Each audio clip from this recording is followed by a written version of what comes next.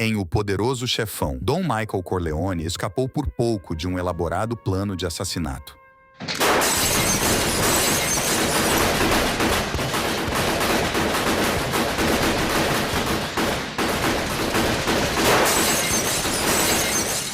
Mesmo que houvesse inicialmente alguns suspeitos diferentes, logo descobrimos que Fredo estava fortemente envolvido. Mas Fredo não poderia ter feito isso sozinho. Então isso levanta a questão. Roth poderia ter tido mais de um traidor dentro da família Corleone? Poderia ser essa a razão pela qual Michael estava desconfiado de seus principais homens, especialmente Rocco, que mais tarde foi enviado em uma missão extremamente arriscada, onde quase não havia chance de sobrevivência. Estas são apenas algumas das perguntas que nos atormentam há anos. Todos achamos que sabemos a resposta para elas, mas quão verdadeiras são? Então, junte-se a nós, porque é hora de finalmente colocar todas essas teorias para descansar e responder ao maior mistério de O Poderoso Chefão. A minha casa! No meu quarto, onde minha mulher dorme! Onde meus filhos vão brincar com seus brinquedos. Quem é Rocco? Rocco era um dos homens mais confiáveis de Michael. Ele havia subido nas fileiras da família Corleone, aparentemente do nada. Rocco? É difícil, mas não é impossível. Antes de se juntar às fileiras da Legião Corleone, Rocco era um soldado no exército dos Zeuá, destacado na África do Norte durante a Segunda Guerra Mundial. No entanto, após sofrer uma lesão, ele foi enviado de volta para casa, recebendo a medalha Coração Púrpura em 1943. Mas não muito tempo depois, Rocco começou a entrar no mundo do crime organizado. Ele começou como um associado da família, principalmente sob o regime de Pete Clemenza. Clemenza sempre demonstrou ter um olho aguçado para o talento e, mesmo com sua lesão, ainda o acolheu, e ele estava certo. Seu primeiro grande teste para provar a si mesmo, a tarefa onde ele faria seus ossos, logo viria após a traição do protegido de Clemenza, Poligato. Ele precisava ser feito um exemplo. Embora o próprio Clemenza quisesse fazer isso para resolver a questão entre eles, já que ele levava a traição de Pauli muito pessoalmente, por um lado, ele o ajudou com oportunidades sobre pessoas mais merecedoras e leais. Pauli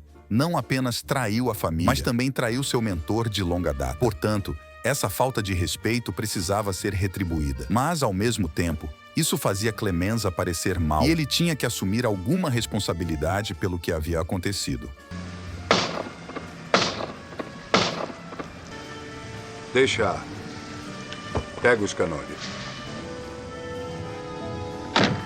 Logo, o tempo de Pauli havia terminado, e foi substituído pelo ambicioso Rocco Lampone. Rocco logo provaria ser um ativo vital para a família Corleone. Até mesmo o próprio Dom, Vito Corleone, viu potencial nele. Ele foi promovido a guarda-costas e motorista do Dom. Mas o Dom, mais tarde, comentou com Tom Hagen, nosso motorista, que o homem Lampone fique de olho nele. Ele é um sujeito que vale algo melhor, eu acho. E logo Rocco desempenharia um papel muito mais vital na família. Quando Michael estava sendo preparado para se tornar o Dom, Vito o aconselhou a fazer um regime secreto sob a liderança de Rocco, para quando chegasse a hora, ele pudesse desdobrá-los contra seus inimigos, que não os veriam chegando. Rocco, junto com Al Neri, seria instrumental na estratégia ambiciosa e implacável de Michael para retomar o controle do submundo do crime. E quando o dia chegou, ele fez seu trabalho perfeitamente, consolidando a ascensão de Michael ao poder. Ele ofereceu $1 milhão para que o deixassem morar lá. Eles recusaram. Agora estabelecido como um soldado leal dos Corleone, ele era agora um dos homens mais confiáveis de Michael. Não apenas ele era um dos capos. Rocco e Neri seriam os executores pessoais de Michael e seus próprios comandos, confiando-lhes tarefas muito sensíveis para serem dadas a qualquer outra pessoa. Onde Neri era mais o guarda-costas pessoal de Michael, junto com suas outras funções. Rocco era o chefe de segurança de Michael no complexo Corleone em Lake Tahoe. E isso nos leva a um dos maiores mistérios de O Poderoso Chefão II, sua primeira comunhão.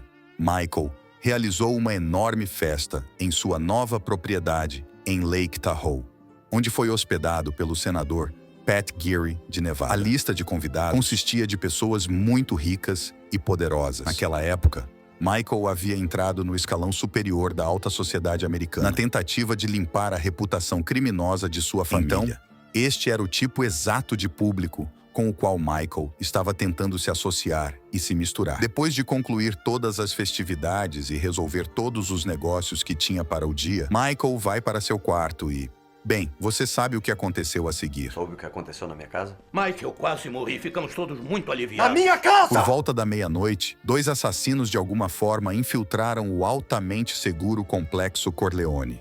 Eles sabiam exatamente para onde ir e estavam à espreita fora do quarto de Michael por pelo menos algumas horas, esperando conseguir um tiro claro. E uma vez que eles tinham Michael exatamente onde o queriam, eles dispararam, mas o ataque falhou. Os assassinos tentaram fugir, mas logo depois, esses 2 assassinos foram encontrados mortos perto do quarto de Fredo.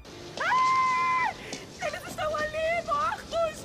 Bem em frente da minha janela, eu quero ir embora daqui! Nunca houve uma tentativa tão próxima de eliminar Michael. Esta trama vai bastante fundo. Os assassinos não estavam sozinhos. Eles não poderiam ter entrado no complexo e aberto as cortinas sozinhos. Alguém de dentro estava ajudando-os, e dado o fato de que eles foram eliminados para não serem interrogados, havia um traidor. Todos os nossos homens são homens de negócios. Sua lealdade é baseada nisso. Existem 2 principais suspeitos, Rocco e Fredo. Mas o que queremos descobrir poderia ter sido Rocco? Existem muitas razões válidas que apontam para ele como o potencial traidor ou até mesmo cúmplice de Fredo em tudo isso. Quem os deixou entrar? Agora, esta é a razão pela qual essa teoria parece ser bastante válida. Como mencionamos anteriormente, Rocco era o chefe de segurança de Michael no complexo Corleone. Então ele controlava quem entrava e quem saía. Então, a alegação óbvia é que, como ele era o chefe de segurança, ele poderia ter ajudado os assassinos a ganhar acesso ao complexo. Mas ele seria estúpido o suficiente para não pensar nisso? Se ele estava envolvido, todos os olhos estariam nele. Ele arriscaria sua vida pelo que Roth estava oferecendo? Não tenho tanta certeza. Ao mesmo tempo, pode ter sido apenas um caso de um ou alguns de seus homens relaxando durante o trabalho. Se você olhar para esta cena, observe a linguagem corporal de Rocco quando ele corre até Michael. Ele parece genuinamente preocupado com sua segurança e um pouco envergonhado pelo que acabou de acontecer. Portanto, isso não é conclusivo. Então vamos examinar o aspecto mais suspeito de todo esse ataque. Quem poderia ter aberto as cortinas? Sabemos com certeza que não poderia ter sido Kay por razões óbvias. E dado que ela foi a que perguntou sobre elas, parece que elas estavam fechadas antes de ela ir dormir. Portanto, tem que ser alguém cuja presença no complexo não levantava suspeitas na época. Alguém com acesso regular aos locais mais privados do complexo, incluindo o quarto do Dom. Existem 3 possibilidades. A primeira, sendo que Rocco ou Fredo, eles mesmos entraram no quarto e abriram as cortinas. A segunda, enviaram alguém em seu nome para fazer, provavelmente uma das empregadas. Ou a outra possibilidade seria que Roth simplesmente conseguiu uma das funcionárias da limpeza e disse a elas para abrirem as cortinas. Todas são cenários bastante prováveis, mas o que estamos tentando focar é se Rocco estava envolvido. Rocco entrar no quarto de Michael seria bastante estranho, mas como dissemos, ele poderia ter sido o que enviou uma empregada para abrir as cortinas. Isso faria mais sentido. Mas novamente não há evidências claras que liguem Rocco a esse aspecto particular do ataque. Mas responder a esta próxima pergunta vai nos ajudar muito mais. Quem eliminou os assassinos? Para responder a esse mistério, precisamos abordar a principal peça de evidência que poderia sugerir Rocco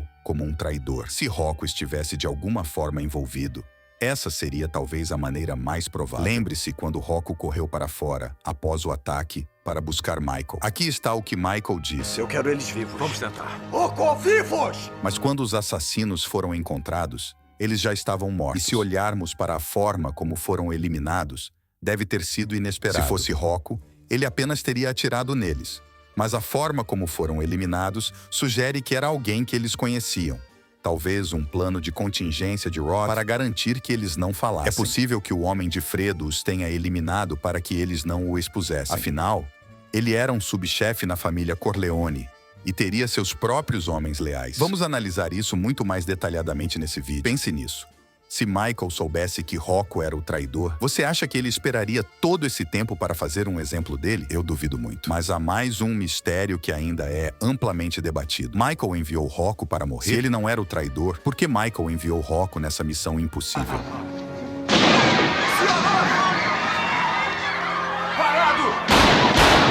A verdadeira razão pela qual Michael enviou Rocco nessa missão impossível não foi para puni-lo ou qualquer coisa do tipo. É um pouco mais claro. Michael estava desesperado para eliminar Roth antes que ele pudesse escapar. Ele então recebeu notícias de exatamente onde Roth estaria em exatamente que hora. Esta era a oportunidade perfeita. Talvez sua última chance de acabar com ele de uma vez por todas. No entanto, era extremamente arriscado, mas Rocco garantiu a ele que era difícil, não impossível. Mencionamos anteriormente que Rocco e Neri eram os assassinos pessoais de Michael, reservando-os apenas para as tarefas mais importantes. Michael precisava que isso acontecesse a qualquer custo. Eliminar Roth era de vital importância, então valia o risco. Alguns podem dizer que ele não se importava se isso custasse a vida de Rocco, e você estaria parcialmente correto. Ao discutir O Poderoso Chefão Parte 2, o diretor Francis Ford Coppola afirmou: na parte 2, eu queria destruir a família Corleone de uma vez por todas e deixar claro que Michael era um assassino de sangue frio, especialmente porque a parte 2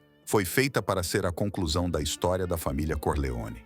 Então, agora Michael havia atingido o auge do jogo de poder, transformando-se completamente em um chefe da máfia implacável. Seus homens não eram mais do que peças de xadrez que ele movia à vontade. O mundo era apenas um jogo que ele queria conquistar, e aqueles sob seu comando eram apenas peões a serem usados à sua disposição. Isso mostra que ele se tornou ainda mais implacável do que seu pai, Vito.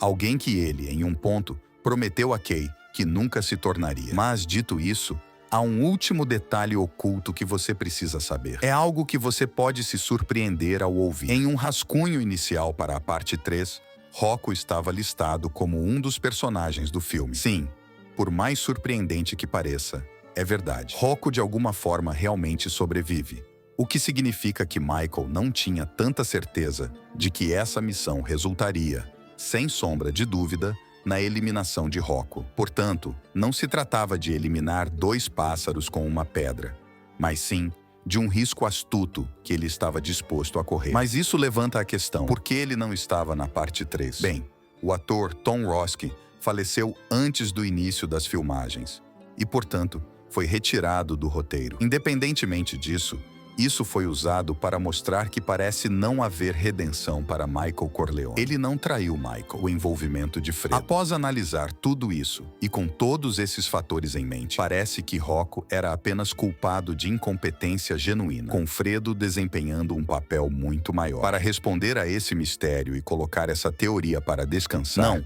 Rocco não foi o traidor. Nem Michael o enviou nessa missão para eliminá-lo de propósito. É uma boa teoria, mas simplesmente não é verdadeira.